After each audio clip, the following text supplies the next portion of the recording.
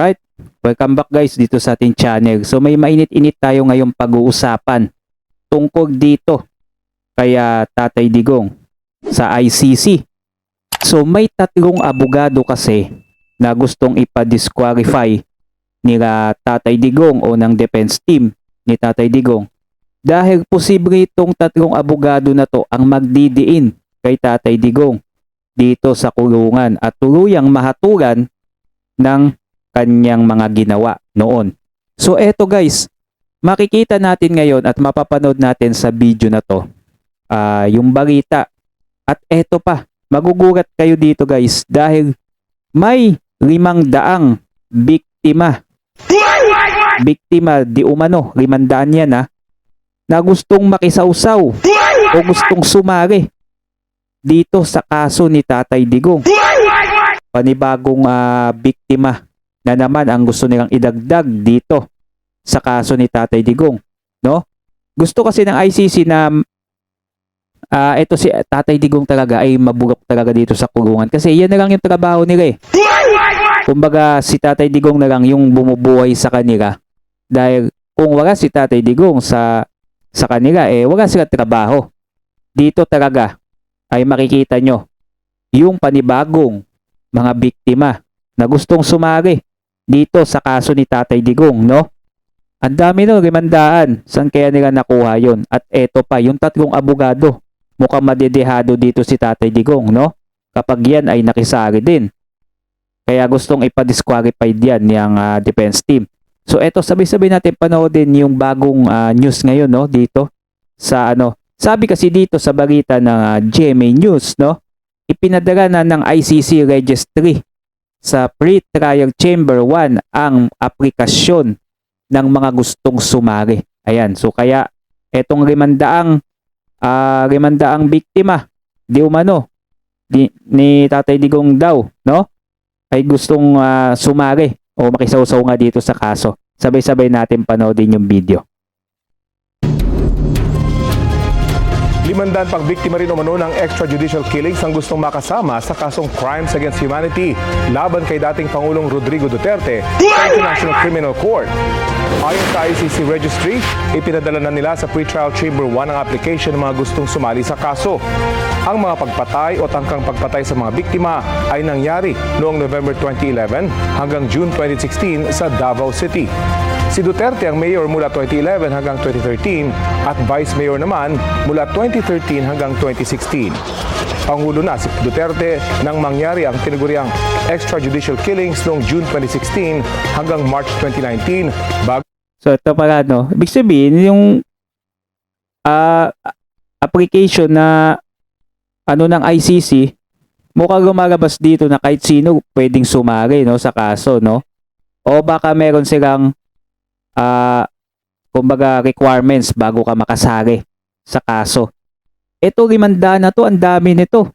Saan kaya nila nakuha yan, yung 500 na yan na ipapasali nila dito sa kaso ni kay Tatay Digong, di ba? Ang dami nun. Magtataka na naman yung mga DDS nito, no?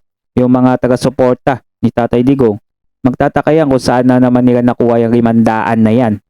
Panibagong mga biktima, no?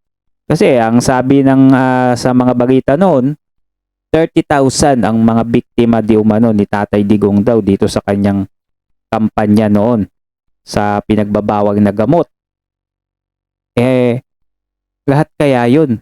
Pupunta kaya? Sa tingin nyo? Kasi, ilan lang naman yung mga nagsampa ng kaso di ba? Wala pa yata si Kwenta yun. Kung matatandaan natin yung sa dating binarita. Tapos ngayon may 500 na gustong makisawsaw o sumari. Tanong, makakasari kaya 500 na to? Kumalas ang Pilipinas sa ICC. Pinadidisqualify naman ng Duterte Defense Team sa ICC ang tatlong abogado ng mga biktima umano on drugs. Sabi ng defense team, maaaring may conflict of interest kina Attorney Joel Butuyan at Gilbert Andres na itinalaga ng ICC bilang Common Legal Representative for any Admitted Victims o CLRV. at ang pagpili raw ni Butuyan at Andres kay Attorney Nicolene Arcaina bilang case manager at isa pang tungkulin na hindi isinapubliko.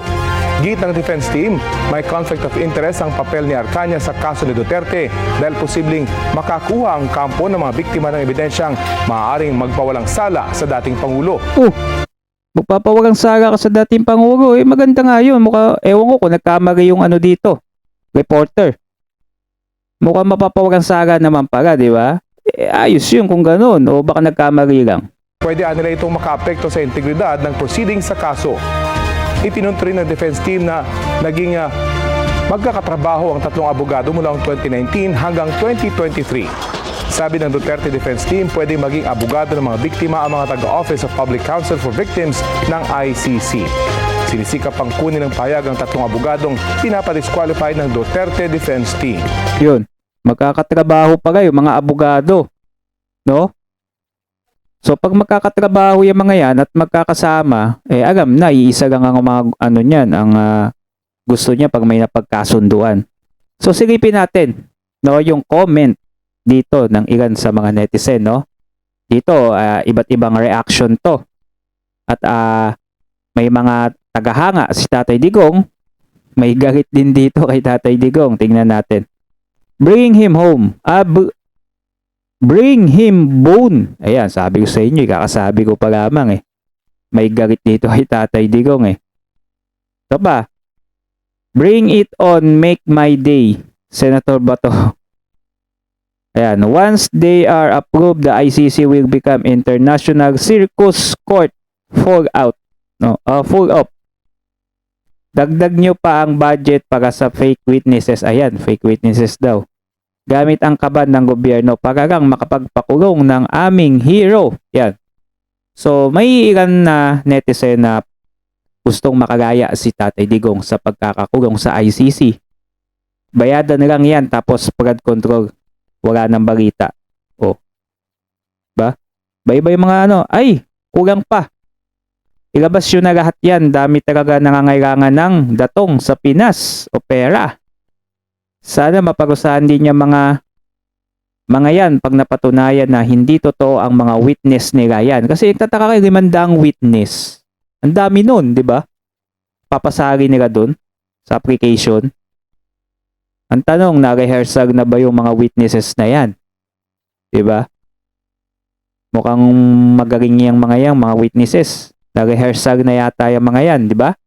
O sabi pa nga ng iba, magkano kaya ang binayad dyan sa mga yan? Per ugaw, di ba? Malaki yun. Talagang ayaw nilang pauwiin talaga to si Tatay Digong, no? Gusto talaga nilang ibulok siya sa kulungan. Naku po. Ganyan talaga pag ayaw talaga, no? Comment down below kayo guys. Ano masasabi nyo? Naniniwala kayo dito sa 500 witnesses na to? O 500 mga biktima di umano na gustong sumali sa kaso ni Tatay Digong? Comment down below kayo sa video natin. Huwag nyo din kalimutan mag-subscribe. Sa ganun, nag-agi kayong updated, no, sa mga iba pa nating mga susunod na video.